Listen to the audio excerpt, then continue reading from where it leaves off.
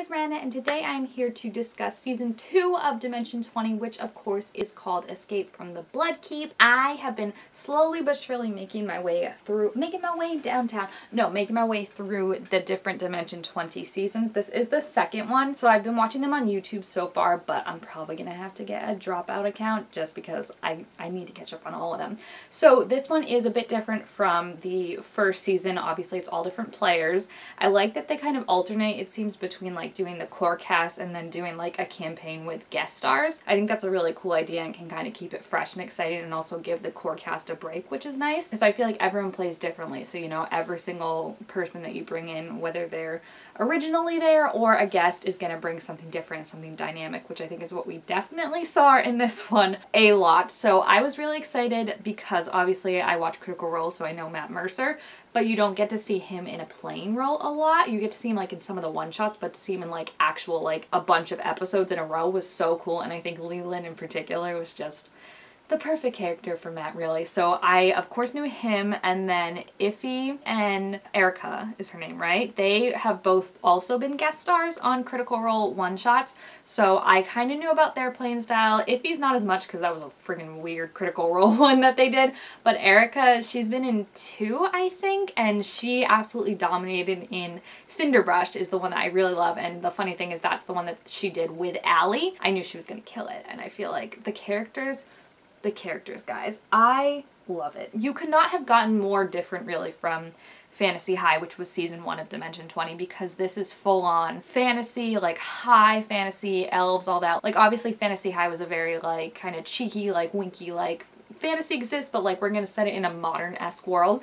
This was like, no fantasy, no cell phones, no TV, no nothing. Like it was based basically on Lord of the Rings, but like from the bad guy's point of view, which I'm sure there's so much I've missed about that because, and I know this is gonna lose a lot of you, I have never read nor seen Lord of the Rings. I'm just not that interested. I don't think it's bad, but it's just not like my cup of tea. So I think that adds like an extra dimension to this though, because my friend's been watching the previous season, and I keep telling her, because she's a huge fan of Lord of the Rings, that she's gonna love Escape from the Bloodkeep. And I really like the idea of a season about villains and a campaign about villains, because I feel like I've never seen that before. I mean, I've seen like anti-heroes, but like these guys are villains. They're not monsters. Like there's some stuff that they're like, we're gonna give our workers rights, we're not monsters, but they are villains. And I think it's very interesting with this group of characters and this group of players, the way they took it, because Brennan said that it was supposed to end in kind of a player versus player, which I've never seen a player versus player, at least seriously. Like I've seen like them like pretending to do player, but you know, not a serious one for the crown. And instead they all fell in love with each other and made this kind of found family. And if you know anything about me, found family is my trope. I eat that up like it's dinner 24/7, and I just love seeing how supportive they all were of each other, and like literally how they became a family. Like they would tease each other and they would be there for each other, and I think just seeing all their interactions and dynamics and how much it changed and grew throughout the episodes was so amazing. So the characters in particular, I loved them. I loved them all. There's not a one that I did not like, and I love it. So we've got obviously Leland, who is just a friggin' mess, and I think we all relate to Leland, just suffering from major imposter syndrome and major attachment issues. And they've talked about it before, how the dice really helped tell Leland's story, but I mean throughout it, constantly doubting himself, not being able to perform, and it became like a running joke of like even when he did something no one was paying attention or someone would take credit for something. And then when he finally kind of realized that he has been very, very depressed and very sad for a long time, that's when the dice finally started working in his favor, and he was able to make some awesome rolls and do some awesome things. And I just love, like, that was one of the first things I liked, was when Marcus got the troll or whatever, and then was like, Leland, you did such a good job, and like they were all making it seem like Leland did it to make him feel better, and he was like, oh, thank Galfast Hamhead, guys. I feel like I'm going all over the place, but like this stuff just pops into my head because there's so... Galfast Hamhead is a queen, okay? We all bow underneath Galfast Hamhead. She's my girl. I love that she's Leland's nemesis. I love that it's unresolved, kind of like she gets away, but like he feels a chill go over him that he'll get her, and then Galfast is like, oh, we live on another day. I just think it's so funny that, like, you never know as a DM when you're creating these characters, the non-playable characters, what your characters will attach to and what they won't attach to, because I feel like that's the worst way to set anything up, right? Is if you depend everything on your players liking and interacting with this one character, that dooms it to fail, because that's just asking for something to happen that you can't assure. So to have it be Galfast that they latched onto, I think is just Galfast, Hamhead, John Feathers, and the Bones guy, 3 best NPCs in this game. And Brennan said that they were all made up pretty much on the spot. Not Galfast, but like Galfast was not supposed to be as big a part as she was. But John Feathers and the Bones guy were both made up on the spot, because he did not think either of those things was going to happen, because how could you think that was going to happen? So Leland's amazing, and then I also love his relationship with Maggie. Maggie is amazing, and the fact that it was her first time playing the player, astounding to me. I loved her so much because I felt like she was like this tough barbarian, but like she liked shopping and she was out here to make friends and like be her own person and not be known as like who her dad is or who her fiance is, I guess, since they were never married. And I just loved seeing that. And then also Sockbar, my man, I love that he was just like into the mud and the dirt and the bugs and the gross things, and him and Jeremiah had a amazing, beautiful relationship. Okay, I loved Jeremiah. Marcus, like I said earlier, I loved, and I really hope, like, if they ever did a part 2 of this, like, I need to see Marcus and Leland together.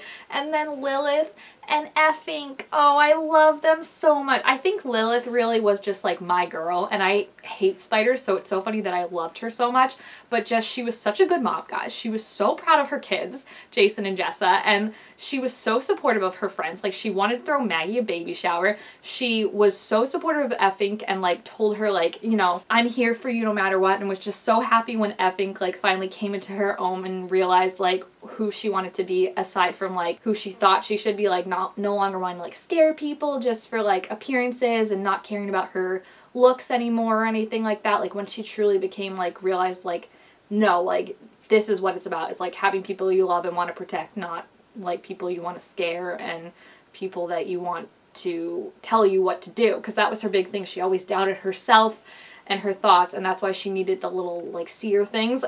Okay, Amy, she has to play a seer, because the way her eyes can roll into the back of her head, the first time she did it, I was like, oh, and just the fact that she can, like, pull that out whenever she wants, and I was like, oh my gosh, Amy, you're amazing. So I really just love this group of players, and the fact that, like, they were friends, but, like, they had never played really together before, aside from, I think they said they did, like, a one thing where, like, you could kind of get each other's kind of ideas of stuff, was astounding to me, because the way, and I think that's the improv in them and kind of how they're all, you know, are friends with similar people and friends with each other. The way they bounce off each other is amazing, and the way they can roll with things is amazing, and I think you didn't see that any more than in the last episode when everything was happening with them trying to get the crown into the Bloodkeep and, you know, crown Leland Jr.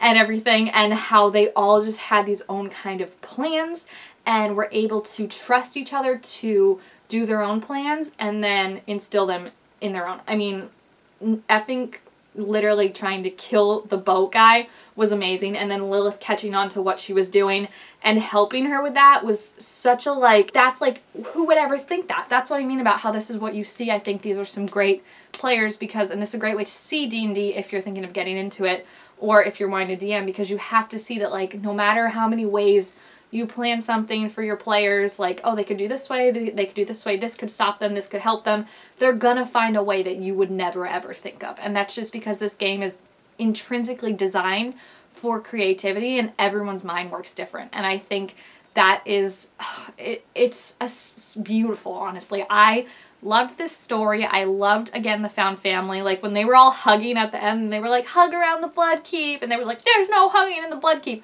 I just love it, because it's like, you can be villains, but you don't have to be assholes. That was, like, the message of them, was, like, there were villains in their villain world, and, like, the good guys, too, were also assholes in theirs. And not just because they were the good guys, but, like, Marcus's brother was a dick, like, a righteous dick.